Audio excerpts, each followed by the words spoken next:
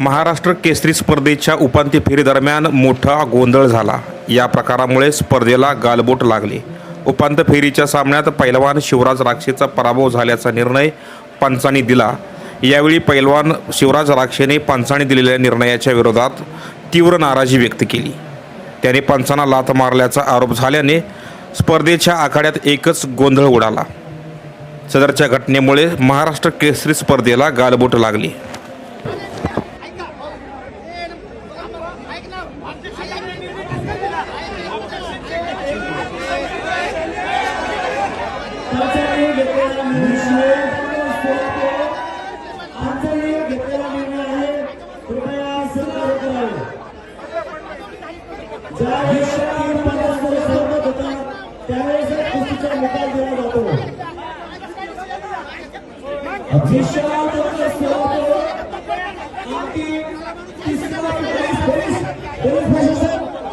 Police प्रशासन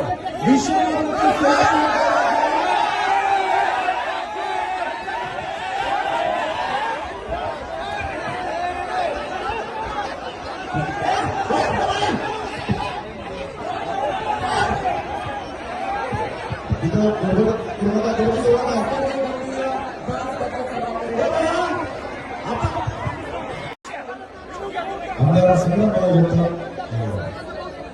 उपस्थित मान्यवरांचा आपण महाराष्ट्र केसरी 2025 या महाअंतिम सोहळ्यानिमित्त आपण थोड्याच वेळामध्ये महाराष्ट्र केसरीचा मानकरी महाराष्ट्र केसरीचा मानकरी इथे आपल्याला समजणार आपण 70 समारंभ उपस्थित मान्यवरांचा निर्णय संपन्न करणार आहोत। पंचांनी घेतलेला निर्णय पंचांचा निर्णय अंतिम आहे।